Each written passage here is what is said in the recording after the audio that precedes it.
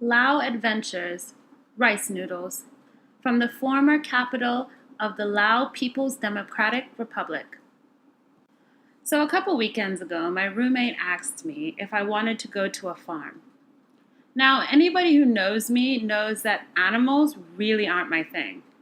I mean, you're listening to a girl who, when she was young, got a snorkel kit every year, put it on excitedly, jumped in the water, saw a fish, and ran away screaming.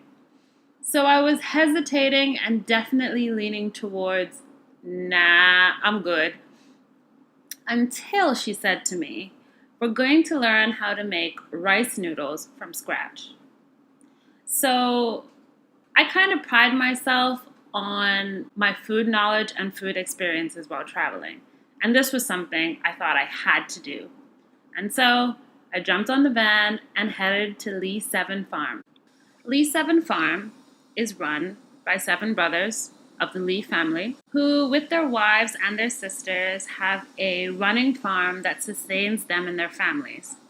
They've also opened it up for Westerners who want to come and see what the rural life in Luang Prabang is like. My first thought when I arrived was, wow, how did I forget how beautiful rice paddies can be? So many different shades of green. It was so peaceful with butterflies and birds. Absolutely amazing. Not to mention the fact that we were greeted by absolutely smiley and welcoming family. Long before you can even think about rice noodles, you need rice. So our first step was to learn how to plow the rice paddy and plant rice, which proved to be very interesting considering the buffalo, whose name I can't remember, but we'll call her Bessie, was not interested in working that afternoon. So we understand she usually only works in the morning, and she was being very stubborn and disobedient. Clearly, she didn't want to work with us or help us in this mission. So the time came to hook Bessie up to the plow. And when she was all prepped and ready, lo and behold, she pooped in the middle of the rice paddy.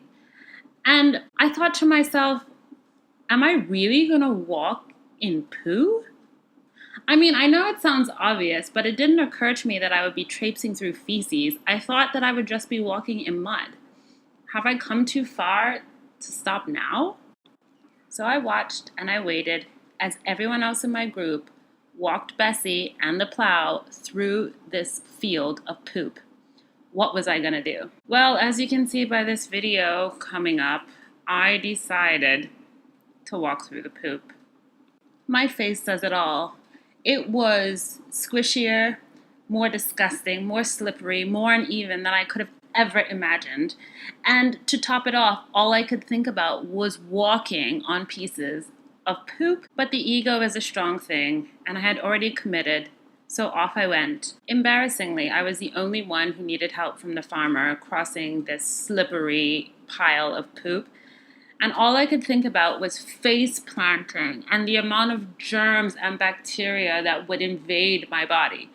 But somehow, by the grace of God, I made it to the plow, and Bessie cooperated for some time.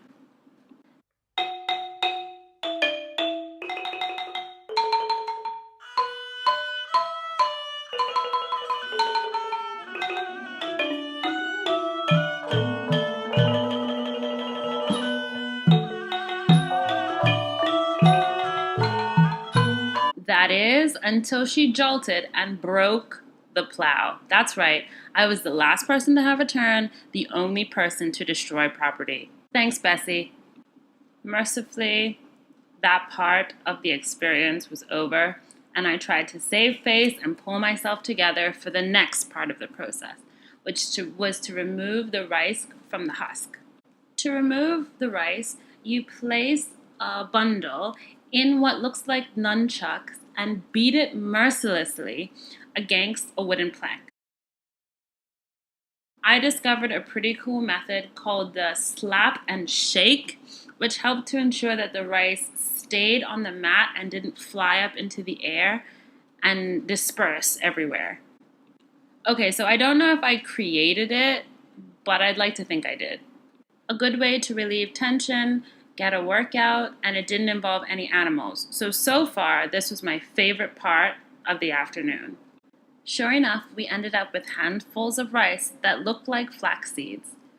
But we're still a long way from having noodles, so you'll have to stay tuned to the next episode to see how the adventure continues.